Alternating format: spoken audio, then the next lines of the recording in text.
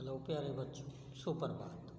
तो आज मैं कक्षा 7 को पाठ 6 हिंदी व्याकरण में पाठ 6 कराऊंगा सर्वनाम।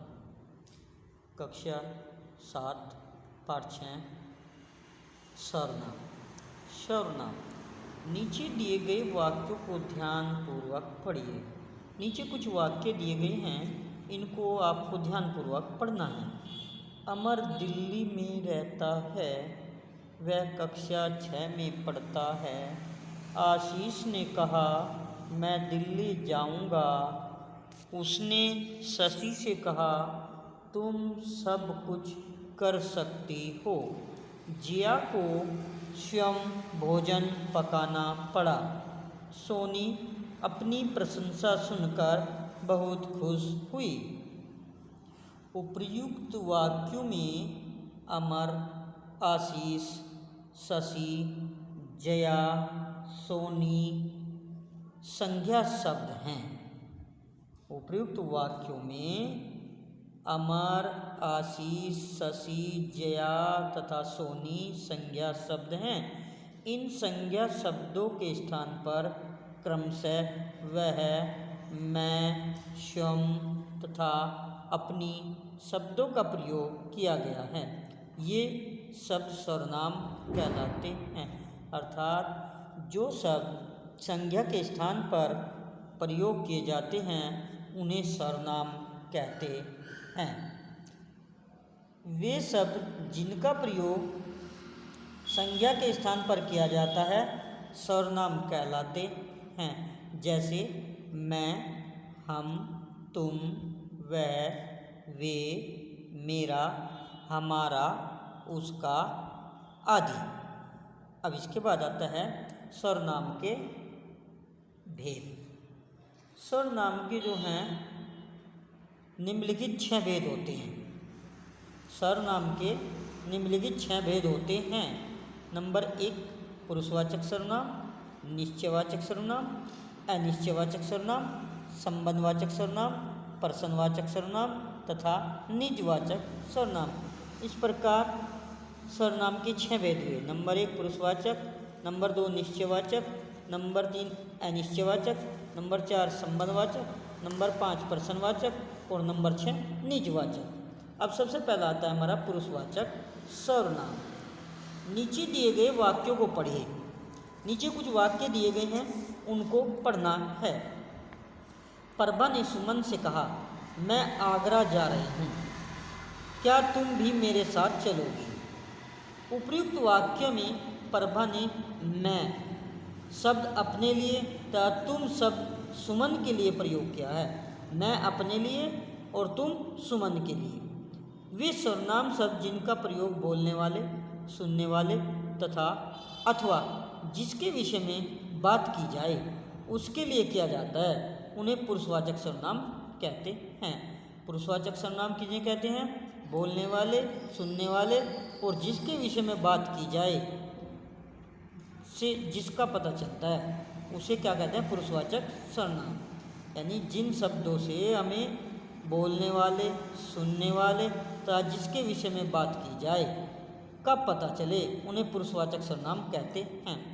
उपर्युक्त परिभाषा से स्पष्ट है कि पुरुषवाचक सर्वनाम 3 प्रकार के होते हैं: उत्तम पुरुषवाचक, मध्यम पुरुषवाचक तथा अन्य पुरुषवाचक। नंबर पहला उत्तम पुरुषवाचक सर्वनाम। वे सर्वनाम शब्द होते हैं जिनका प्रयोग बोलने वाला अपने लिए करता है। उत्तम पुरुष मतलब बोलने वाला, जैसे हम, हमने, मेरा, हमारा, हमसे आदि। तो उत्तम पुरुष हुआ बोलने वाले के लिए। मैं कक्षा 6 में पढ़ता हूँ, हम गांव जा रहे हैं, हमारा घर बहुत बड़ा है, मैं अपने घर में फूल भी उगाता हूँ, मेरा भाई सुंदर है, मेरी सहेली दिल्ली में रहती है। यानी इन सारे वाक्यों में जो है हम यानी मेरे से संबंधित बात आई है, तो यहाँ क्या हुआ? उत्तम पुरुषवाचक सर्वनाम। तो उपर्युक्त वाक्यों में मैं, हम, हमारा, मेरा तथा मेरी शब्द बोलने वाले के लिए प्रयोग किए गए हैं। अतः ये उत्तम पुरुषवाचक सर्वनाम कहलाते हैं। क्या हो ये? उत्तम पुरुषवाचक सर्वनाम। अब आगे चलते हैं। अब आता है नंबर 2 पर मध्यम पुरुषवाचक सर्वनाम। ये वे सर्वनाम शब्द होते हैं जिनका प्रयोग सुनने वाले के लिए किया जाता है। मध्यम पुरुषवाचक सर्वनाम ये वे सर्वनाम होते हैं जिनका प्रयोग सुनने वाले के लिए किया जाता है। जैसे तू, तुम, तुम्हें, आप आदि। तू, तुम्हें, आपने, आप आदि। तो इसमें तुम कहाँ रहते हो, वह तुम्हें पुकार रहा है, आप क्या करते हैं, तुम बहुत चतुर हो, तुम्हारे कपड़े मैले हैं। उपर्युक्त वाक्यों में तुम, तुम्हें, आप तथा तुम्हारे शब्दों का प्रयोग सुनने वाले के लिए किया गया है। अतः ये मध्यम पुरुषवाचक सर्वनाम हुए। अब नंबर 3 आता है अन्य पुरुषवाचक सर्वनाम। ये वे सर्वनाम शब्द हैं जिनका प्रयोग उस व्यक्ति के लिए किया जाता है जिसके बारे में कुछ कहा जा रहा हो। जैसे वह, वे, उसे, उसने, उन्होंने, उसको आदि। वह गाना गा रही है, वह गाना गा रही है, यानी अन्य पुरुष के बारे में बताइए, हमारे सामने नहीं है, अदृश्य है। उसने पतंग उड़ाई, पता नहीं किसने उड़ाई, तो अन्य पुरुष में आ गया ये। उन्हें दिल्ली जाना है, उन्होंने पूजा कर ली, वे खाना खा रहे हैं। उपर्युक्त वाक्यों में वह, उसने, उन्हें, उन्होंने तथा वे शब्दों का प्रयोग उस व्यक्ति के लिए किया गया है जिसके विषय में कुछ कहा जा रहा है। अतः ये अन्य पुरुषवाचक सर्वनाम हैं। अब इसके बाद आता है हमारा निश्चयवाचक सर्वनाम। नीचे दिए गए वाक्यों को पढ़िए।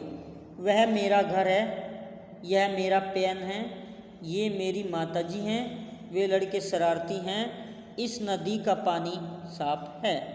उपर्युक्त वाक्यों में वह शब्द घर की ओर तथा यह शब्द पेन की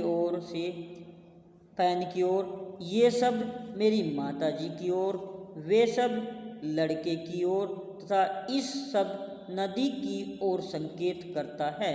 ये सब निश्चयवाचक सर्वनाम हैं। वे सर्वनाम शब्द जिनसे किसी निश्चित व्यक्ति, वस्तु या स्थान का बोध होता है, निश्चयवाचक सर्वनाम कहलाते हैं। जैसे यह, वह, वे, ये आदि। निश्चयवाचक सर्वनाम को संकेतवाचक सर्वनाम भी कहा जा सकता है, यानी निश्चयवाचक सर्वनाम या संकेतवाचक सर्वनाम भी कहा जा सकता है।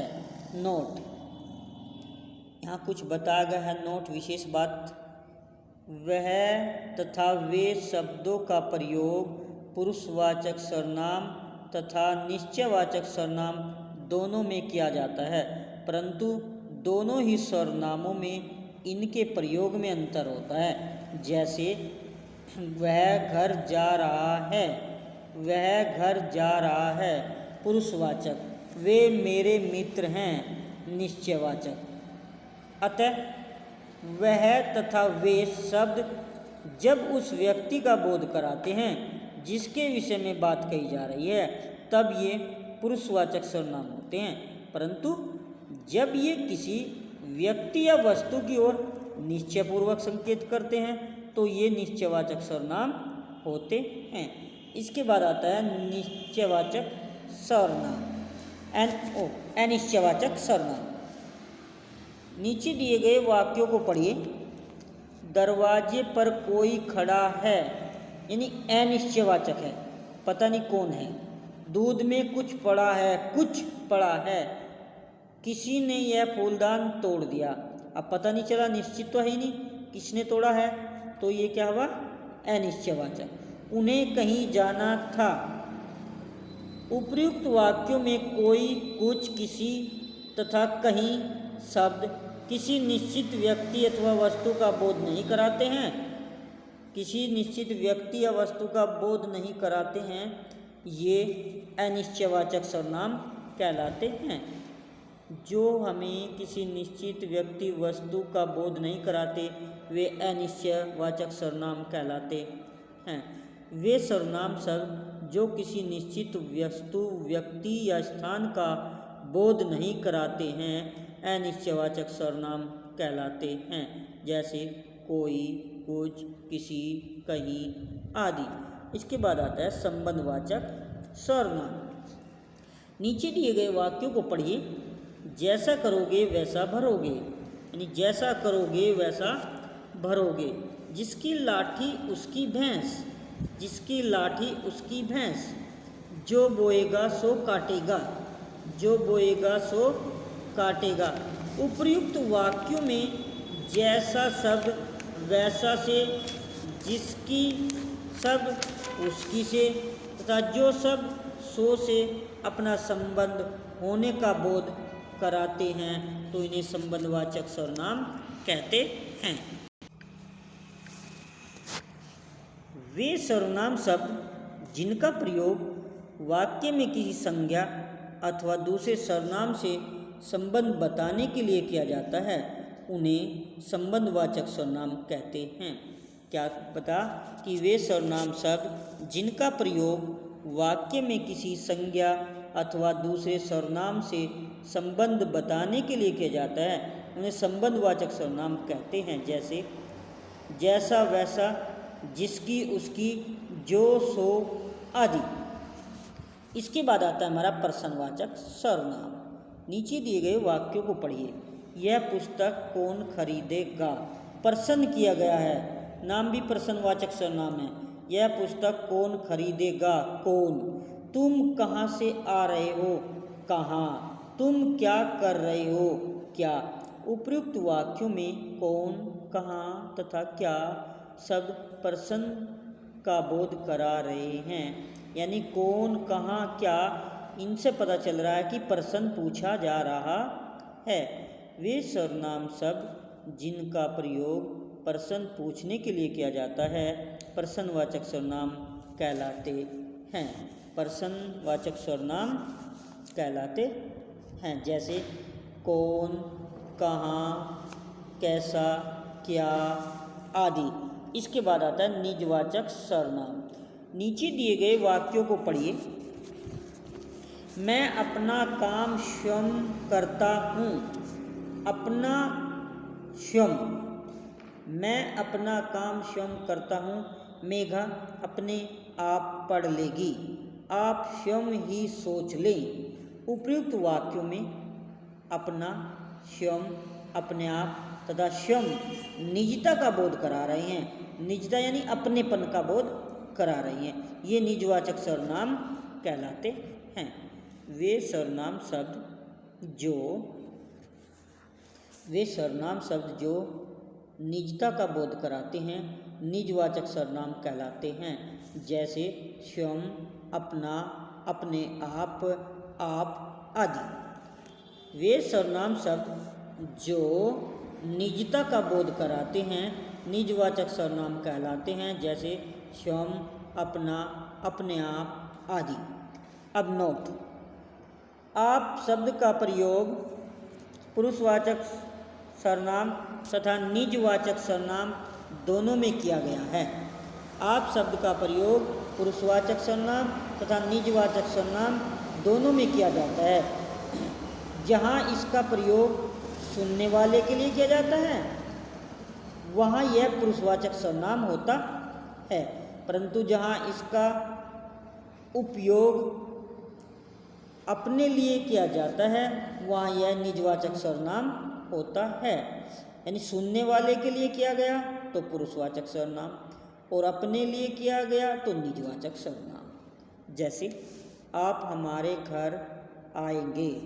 आप हमारे घर आएंगे, पुरुषवाचक सर्वनाम। वह अपने आप आ जाएगा, निजवाचक सर्वनाम। अपने आप आ जाएगा तो निजवाचक सर्वनाम।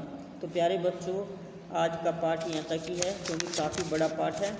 तो आधा कल नेक्स्ट वीडियो में आधा आज मैंने करा दिया।